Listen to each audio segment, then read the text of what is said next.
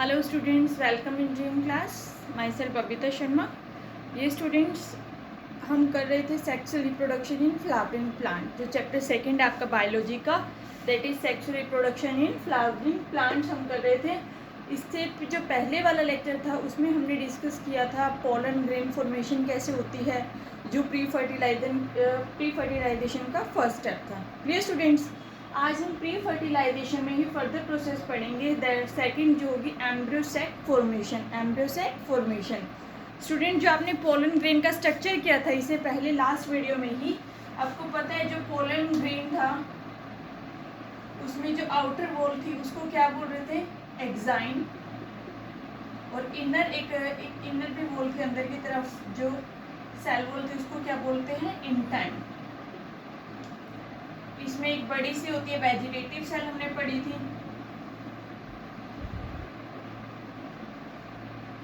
और एक छोटी होती है साइज में जो वेजिटेटिव सेल के साइटोप्लाज्म में फ्लोट कर रही होती है, उसको बोलते हैं जनरेटिव सेल। न्यूक्लियस जो होता है इसमें इरेगुलर होता है, और जो साइटोप्लाज्म है वो भी डेंस होता है, गाढ़ा साइटोप्लाज्म इसमें प्रेजेंट होता है। अब स्टूडेंट्स हम बात कर रहे थे एक्साइन, जो आउटर लेयर है पोलन ग्रेन्स की, इसमें हमने बात की थी कि ये किसकी बनी होती है, थिन होती है नेचर में, थिक होती है नेचर में, स्मूथ होती है। सेकंड हमने बात की थी ये एक ऑर्गेनिक मटेरियल की बनी होती है जिसको बोलते हैं स्पोरोपोलेनिन। क्या बोलते हैं, स्पोरोपोलेनिन। और वो जो ऑर्गेनिक मटेरियल होता है ये रेजिस्टेंट होता है, कोई भी बहुत ज़्यादा टेम्परेचर से भी रेजिस्टेंट होता है, उस पर कोई इफेक्ट नहीं पड़ता टेम्परेचर का। इधर हम कह रहे थे ये किसकी बनी होती है, स्पोरोपोलेनिन। ऑर्गेनिक मटेरियल होता है जो रेजिस्टेंट होता है हाई टेम्परेचर से भी, केमिकल्स से भी, और एल्कलाइन मटेरियल से भी। ये बहुत ज़्यादा रेजिस्टेंट होता है, इस पर कोई इफेक्ट नहीं पड़ता, और ना ही ये किसी एंजाइम से डिग्रेड होता। तो हमने जो बात की थी कि पूरी जो एक्साइन होती है उसके ऊपर क्या होता है, स्पोरोपोलेनिन होता है, लेकिन एक अपर्चर होता है जहाँ जो है पोलेनिन एब्सेंट होता है। और वो जो अपर्चर की हम बात कर रहे थे वो क्या होता है, जर्म पोर। क्या होता है वो, जर्म पोर। यहाँ जो होता है स्पोरोपोलेनिन एब्सेंट होता है। रीजन कि क्यों यहाँ स्पोरोपोलेनिन एब्सेंट होता है, क्योंकि आपको पता है पोलन ग्रेन है, क्या करेगा, फर्दर पोलिनेशन होगी, फर्टिलाइजेशन में हेल्प करेगा, क्योंकि इसमें अंदर क्या होता है, मेल गैमेट होता है। अब जब ये पोलन ग्रेन स्टिग्मा पर जाता है तो स्टिग्मा पर जाने के बाद क्या करता है, इस पोलन ग्रेन में से क्या अराइज होती है, पोलन ट्यूब। क्या अराइज होती है, पोलन ट्यूब अराइज होती है। अब वो जो पोलन ट्यूब है वो कौन से पार्ट से अराइज होती है, इस जर्म पोर से ही अराइज होती है। कहाँ से होती है, जर्म पोर की। पूरी बॉडी पे तो क्या है, स्पोरोपोलेनिन है, यही अपर्चर है जहाँ किसी केमिकल्स का इफेक्ट हो सकता है, किसी एल्कली का इफेक्ट हो सकता है। तो इसी मटेरियल से जो है पोलन ट्यूब अराइज होती है, और फिर जो है फर्दर फर्टिलाइजेशन में हेल्प करती है। क्लियर स्टूडेंट्स, तो ये आपका इम्पोर्टेंट 1 मार्क्स में क्वेश्चन आ जाता है कि कौन सा अपर्चर है जहाँ स्पोरोपोलेनिन जो है एब्सेंट रहता है, तो कौन सा होता है, जर्म पोर। क्लियर स्टूडेंट्स, होता है जर्म पोर। उसके बाद हमने बात की थी कि जो अगर जो हमारा एंथर है, जो पोलन ग्रेन है, वो इसी स्टेज तक रहे कि उसमें एक वेजिटेटिव सेल बन गई, जनरेटिव सेल। ठीक है स्टूडेंट्स, तो इसको हम बोलते हैं 2 सेल्ड स्टेज। लेकिन अगर जो जनरेटिव सेल फर्दर डिवाइड होके 2 मेल गैमेट्स बना दे, ठीक है, फर्दर डिवाइड होके 2 मेल गैमेट्स बना दे, तो ये कितनी स्टेल्ड हो जाती है, 3 सेल्ड स्टेज। कुछ ही पोलन ग्रेन्स में होता है जो मैच्योर होके 3 सेल तक जाते हैं। तो ये जो इसमें दो तो क्या होगी, मेल गैमेट हो गया, और एक क्या होगी, वेजिटेटिव सेल। तो क्या होगी, 3 सेल्ड स्टेज। क्या होती है ये, 3 सेल्ड स्टेज। अब स्टूडेंट्स हम बात करते हैं, यस, तो ये तो आपने लास्ट लेक्चर में भी पढ़ा था, इसमें ये एक इम्पोर्टेंट पॉइंट है, स्पोरोपोलेनिन का रोल क्या होता है। क्लियर स्टूडेंट्स, ये जो होता है स्पोरोपोलेनिन, अगर जो पोलन ग्रेन में स्पोरोपोलेनिन है तो हम पोलन ग्रेन्स को एज अ फॉसिल्स की तरह लंबे टाइम तक स्टोर करके रख सकते हैं। क्लियर स्टूडेंट्स, आगे इसको फर्दर स्टोरेज के लिए फॉसिल्स की तरह जो हम इसको लंबे समय तक स्टोर करें, तो स्पोरोपोलेनिन होने की वजह से हम इसको लंबे समय तक स्टोर कर सकते हैं। अब आता है next question, embryo sac formation. वहाँ तक हमने बात की थी pollen grain formation. Pollen grains के अंदर क्या होगा, मेल गैमेट्स होगा, मेल गैमेटोफाइट होते हैं वो। आज हम बात करेंगे एम्ब्रियो सैक फॉर्मेशन की। एम्ब्रियो सैक को क्या भी बोलते हैं, फीमेल गैमेटोफाइट। एम्ब्रियो सैक को क्या भी बोलते हैं, फीमेल गैमेटोफाइट भी बोला जाता है, क्योंकि इसके अंदर क्या होते हैं, फीमेल गैमेट्स होते हैं, गैमेटोफाइट। अब स्टूडेंट्स, ये स्टूडेंट्स अब आता है हमारा एम्ब्रियो सैक फॉर्मेशन। फीमेल से रिलेटेड बात हो रही है, तो हमने उधर कौन सा पढ़ा था, मेल रिप्रोडक्टिव स्ट्रक्चर, और जो प्रोसेस थी उसको बोलते थे माइक्रोस्पोरोजेनेसिस। ठीक है, इसमें जो होगी मेगास्पोरोजेनेसिस, मेगास्पोर की फॉर्मेशन होना। तो स्टूडेंट जब हम स्टार्ट करते हैं, firstly structure of female reproductive structure कौन सा होता है, पिस्टिल। पिस्टिल जो है फीमेल रिप्रोडक्टिव ऑर्गन है फ्लावर में। पिस्टिल को क्या भी बोलते हैं, कार्पल भी बोला जाता है, और इसको हम क्या भी बोलते हैं, गाइनोशियम। गाइनोशियम। जो गाइनो वर्ड होता है ये रिलेटेड होता है फीमेल से। किससे रिलेटेड होता है, फीमेल से। कहीं भी वर्ड आ जाए गाइनो, गाइनो मतलब फीमेल से रिलेटेड है। अब हम जब डॉक्टर सुनते हैं, गायनेकोलॉजिस्ट सुनते हैं ना, जो फीमेल्स को, जब डॉक्टर के पास जाता है जो फीमेल्स को टेस्ट करती है फिजिकली, तो वो कौन से होते हैं, गायनेकोलॉजिस्ट। तो गायनो जो वर्ड है वो फीमेल से ही जुड़ा होता है, फीमेल के लिए ही यूज होता है mostly.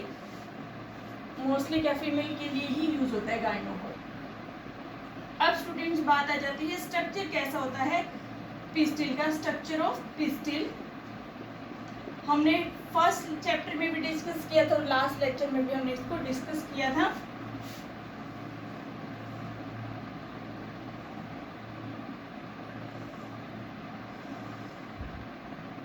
Pistil divide into 3 parts, 3 part में डिवाइड होता है। जो ऊपर वाला पार्ट होता है उसको बोलते हैं स्टिग्मा। जो सेकंड स्टोक होती है, जो स्टिग्मा और ओवरी को जोड़ती है, उसको बोलते हैं स्टाइल। ये इलोंगेटेड पार्ट होता है, बीनीथ द स्टिग्मा के नीचे होता है, जो ओवरी से इसको जोड़ता है। थर्ड जो बल्ज पार्ट, बड़ा पार्ट है पिस्टिल का, इसको बोलते हैं ओवरी। क्या बोलते हैं, ओवरी। अब ये ओवरी के अंदर की बात करें तो ओवरी के जो अंदर है वो स्पेस होता है, और इस स्पेस को क्या बोलते हैं, ओवेरियन कैविटी। क्या बोलते हैं, ओवेरियन कैविटी इसको बोला जाता है। और इसको क्या भी बोलते हैं, लोक्यूल। क्या भी बोलते हैं, लोक्यूल। ओवेरियन कैविटी मतलब स्पेस। इस स्पेस को कौन फिल करता है, ओव्यूल्स। क्या प्रेजेंट होते हैं इसके अंदर, ओव्यूल्स प्रेजेंट होते हैं, जो इस स्पेस को भर के रखते हैं। तो 3 पार्ट में स्टिग्मा, स्टाइल, ओवरी। ओवरी में जो ओवेरियन कैविटी है, जो स्पेस है, उसके अंदर क्या होते हैं, ओव्यूल होते हैं।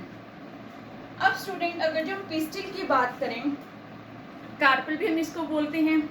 कुछ फ्लावर होते हैं जिसमें एक कार्पल होता है, मतलब एक ही पिस्टल होता है, तो उनको क्या बोलते हैं, मोनोकार्पिलर। क्या बोलते हैं उनको, monocarpellary. That consist single carpel या सिंगल पिस्टिल। और जिन प्लांट्स में ज़्यादा होते हैं, एक से ज़्यादा पिस्टिल होते हैं, उनको बोलते हैं multicarpellary. Multi means many. They consist more than 1 pistil. उनके पास एक से ज़्यादा कार्पल होते हैं, एक से ज़्यादा फीमेल रिप्रोडक्टिव ऑर्गन्स होते हैं। तो ये टर्म्स आपको पता होनी चाहिए। मोनोकार्पिलरी क्या होगा, that consist 1 carpel. Multicarpellary consist more than 1 carpel. More than, जिसमें एक से ज़्यादा जो है कार्पल्स प्रेजेंट होंगे, उनको क्या बोलेंगे, मल्टी कार्पिलरी उनको बोला जाता है। अब कुछ टर्म्स और होते हैं, एक होती है सिंग कार्पस। सिंग कार्पस टर्म होती है। अब आपने देखा होगा जो पिस्टिल होते हैं, जिसमें एक से ज़्यादा पिस्टिल होते हैं, मतलब जो मल्टी कार्पिलरी होता है, ये सारे पिस्टिल एक दूसरे से मिल जाते हैं, फ्यूज हो जाते हैं।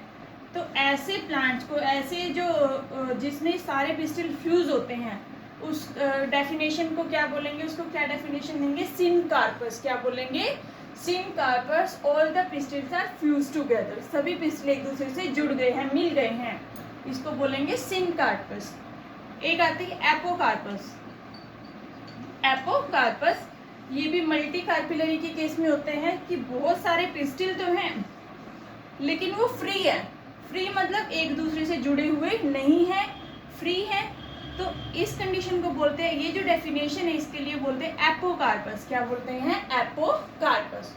Clear students. अब हम बात करेंगे, जो हम पिस्टिल के स्ट्रक्चर की बात कर रहे थे, स्टिग्मा, स्टाइल, ओवरी। ये जो स्टिग्मा होता है ना, कुछ प्लांट्स में कैसे होता है, ऐसे ऐसे फेदर्स प्रेजेंट होते हैं कि जैसे ही पोलन ग्रेन्स आएंगे, वो हवा से आ रहे हैं तो उनको ऐसे पकड़ लेते हैं, पोलन ग्रेन्स को अपने ऊपर ट्रैप कर लेंगे, पकड़ लेंगे, जो फर्दर पोलिनेशन में या फर्टिलाइजेशन में आगे हेल्प करेगा। और एक और प्रॉपर्टी होती है स्टिग्मा की, स्टिकी होता है। स्टिकी का मतलब चिपचिपा होता है नेचर में। कैसा होता है, स्टिकी होता है, चिपचिपा होता है कि जैसे ही पोलन ग्रेन्स इसके ऊपर लैंड होंगे, स्टिग्मा के ऊपर लैंड करेंगे, वैसे ही जो पोलन ग्रेन्स है वो उसके ऊपर चिपक जाएंगे और आगे क्या करेंगे, फर्दर फर्टिलाइजेशन प्रोसीड करेंगे। Clear students. तो अब हम करेंगे बात इस कंप्लीट स्ट्रक्चर की कि ये जो पिस्टिल का स्ट्रक्चर है कि इसमें मेगास्पोर्स बनते कैसे हैं, फीमेल गैमेट कैसे प्रोड्यूस होता है।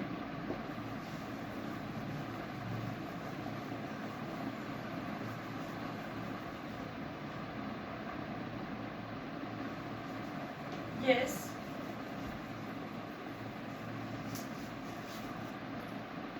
ये आपको पता चल गया, स्टिग्मा, स्टाइल, ओवरी। ओवरी के अंदर ओव्यूल होंगे और ये जो स्पेस होता है उसको बोलते हैं ओवेरियन कैविटी और इसको लोक्यूल भी बोला जाता है।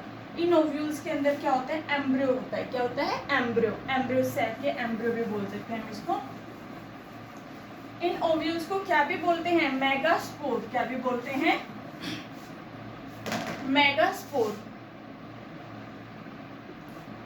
अब स्टूडेंट्स आ जाता है कि ये देखो जो आपने पढ़ा अभी, स्ट्रक्चर्स की हम बात कर रहे थे, स्टिग्मा, स्टाइल, ओवरी।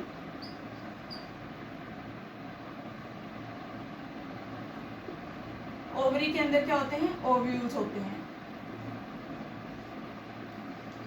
ये जो ओव्यूल्स हैं, ओव्यूल्स को ओवरी से कौन जोड़ता है, इन ओव्यूल्स को ओवरी से अटैच कौन रखता है, प्लेसेंटा।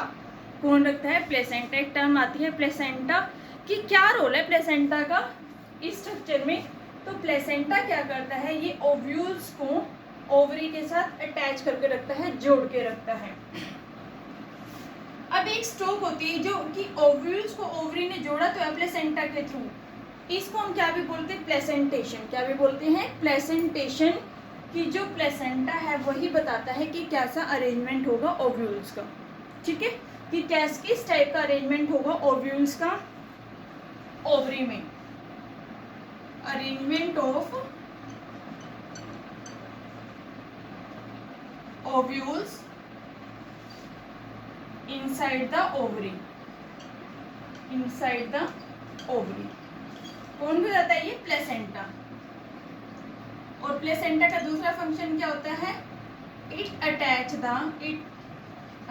द, और हम कह सकते हैं join the ovules to the ovary. Ovules to the ovary, ये ओव्यूल्स को ओवरी के साथ जोड़ता है। किसी प्लांट्स में होता है ओव्यूल्स के नंबर जो वेरी करते हैं, किसी में कम होते हैं, किसी में ज़्यादा होते हैं ओव्यूल्स के नंबर। जैसे अगर जो हम बात करें वीट की, मैंगो की, तो इनमें जो ओव्यूल्स होते हैं वो कितने होते हैं, एक ओव्यूल प्रेजेंट होता है। कितना होता है, एक ओव्यूल। अगर जो बात करें पपाया की, उसमें जो होते हैं एक से ज़्यादा ओव्यूल्स प्रेजेंट होते हैं। ठीक है, more than one ovules present होते हैं। कुछ और एग्जाम्पल आपकी बुक में जब आप पढ़ोगे आपको पता चल जाएंगे। जैसे वीट मैंगो में 1 होता है, पपाया में 1 से ज़्यादा। तो जो इनके ओव्यूल्स के नंबर है वो सब में एक जैसे नहीं होते, किसी में ज़्यादा होते और किसी में कम होते हैं, वेरी करते हैं। अब हम स्टूडेंट्स बात करेंगे कि क्या स्ट्रक्चर होता है ओव्यूल्स का। ओव्यूल जो होते हैं, जो इसके अंदर ओव्यूल है उसके हम स्ट्रक्चर की बात करेंगे। तो here is the structure of ovule, यहाँ स्ट्रक्चर बना हुआ है ओव्यूल का।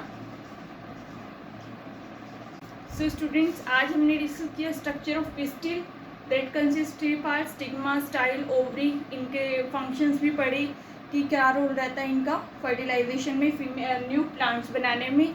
सो स्टूडेंट्स, नेक्स्ट वीडियो में हम पढ़ेंगे स्ट्रक्चर ऑफ ओव्यूल कि कैसा स्ट्रक्चर होता है ओव्यूल का। Thank you.